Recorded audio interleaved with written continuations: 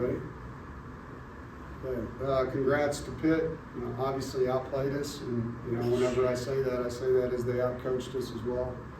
And I got a football team that needs to play better. I thought in the first half, in particular defensively, we did not play contested football. I thought it was way too easy for the quarterback.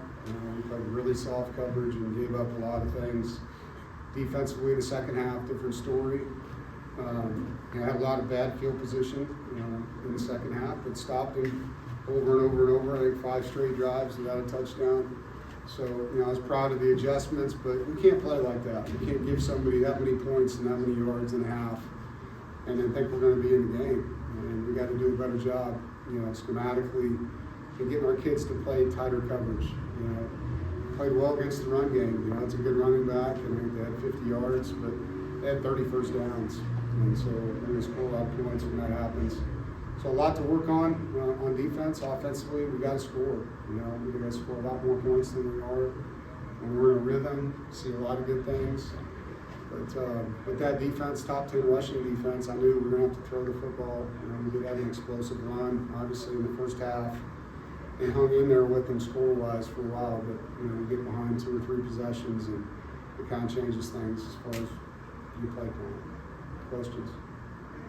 Dave, you mentioned the play calling and such. Where do you think CJ is at right now in terms of mastering that? I know there's a 4th down where he flung the ball out of bounds. Yeah, disappointed in that. I told him after the game, you can run, man. If things aren't there, run the football. You'll get us a first down in your legs. It's 4th and 2. So he's still a young quarterback, As far as where he's at mentally, he does a lot of things at an elite level. There's always growth. And, that wasn't what we prepared for. It was like 2-minute defense, after they got up 3 scores. A lot of those drop-back passes were into cover 2, and, not that we don't practice cover 2, but what I'm saying is on 1st down, 2nd down, 3rd down, you're getting basically 2-minute defense at that point with a 3-score lead.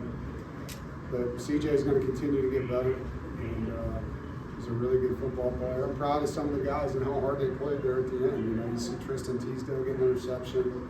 Noah Rogers continues to play hard. Teddy Hoffman threw a touchdown, caught a touchdown. So there are some positives in the game, but not enough. You made a decision. I think it was 25 down in the 3rd quarter, but you kept CJ in. I was wondering what led to that. Did you consider maybe? Yeah, we're trying to win, man. Look up. There's 11 minutes on the scoreboard. We're down 18 points. Score, go for 2. You guys know I've been a part of some good comebacks. I'm not going to quit and just throw in the backups, So, I'm going to keep competing, and we're kicking onside kicks. We're going for it on 4th down. We're putting our defense in terrible field position because I'm not going to lay down and just say game over with 11 minutes left on the clock. Pitt gave up 7 sacks a week ago. You guys weren't able to get one. What were they doing, I guess, that kept the defensive line from getting penetration? They played a lot better up front. I thought Syracuse, I don't know if they didn't respect Syracuse and weren't ready, or Syracuse did a really good job surprising them with some different blitzes, but they were able to beat guys one-on-one. And there were times we did that tonight, and the coverage wasn't tight enough to allow the pressure to get there. And then there was times where the quarterback evaded the pressure and got out of the pocket, and he's done that, in the 4 games he started. The kid can run. But coverage and pass rush have to work in tandem. If you have tight coverage, then your pass rush has a better chance to get home. And if you don't, then those guys ain't going to matter. He's going to have a check down. He's going to have a place to throw the football. So, schematically, we need to do some things that allows that tandem to be better than it is right now. And you mentioned the soft coverage. What kind of led to that? It seemed like he was able to get, everything over the middle, that he was able to find wide open guys. Disappointing, because that wasn't what we practiced. We worked a lot on some of those concepts, and it just didn't get executed. And the players got to do what they're coached to do. And, it's 3rd and 18, and one of our linebackers jumps an underneath route and voids his own that he's supposed to be sitting in where they throw the football. And that's unacceptable. And that's coached.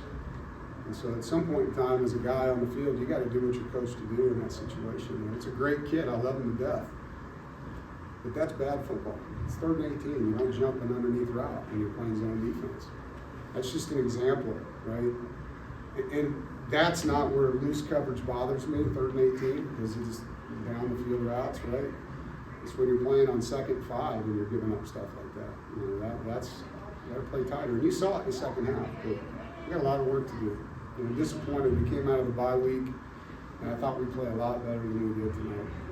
You mentioned the coverage. Did they kind of find that sweet spot in between the backers and the back, where they were sitting in there in the middle? Like Check downs, yeah. Yeah. Is that kind of what you're talking It about? depends on what Yeah. you're in, I mean, when you're in cover two, you're giving check downs up. Like, and there was a couple times that was when we were in, and they ran a play that fit the coverage well, right? But there's other coverages where that's not. We play man on a back. Like, he shouldn't have an open back to throw a football to. And so again, it's execution.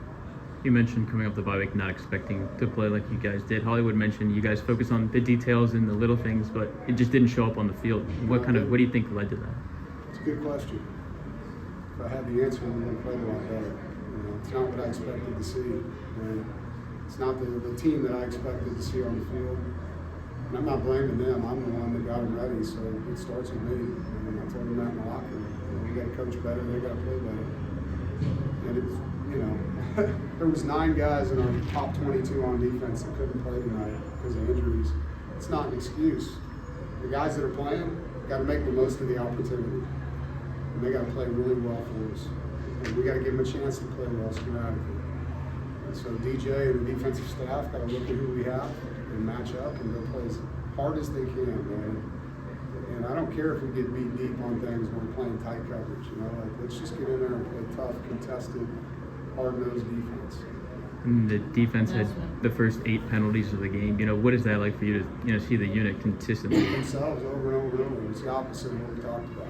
Yeah. Opposite. And some of them are combat penalties. You're going to make a tackle and you brush his face mask. It's not like we ripped a kid's helmet off. That's football. That's going to happen. But the pass interferences, we got to play the technique. And I thought one of them was a questionable play. I thought the corner actually had really good coverage, one with Brian. The rest of them were real. I saw 21 hook a guy. I saw Jackson grab a guy when he didn't have to. So, that's technique. You guys got to play better. All right, thank you.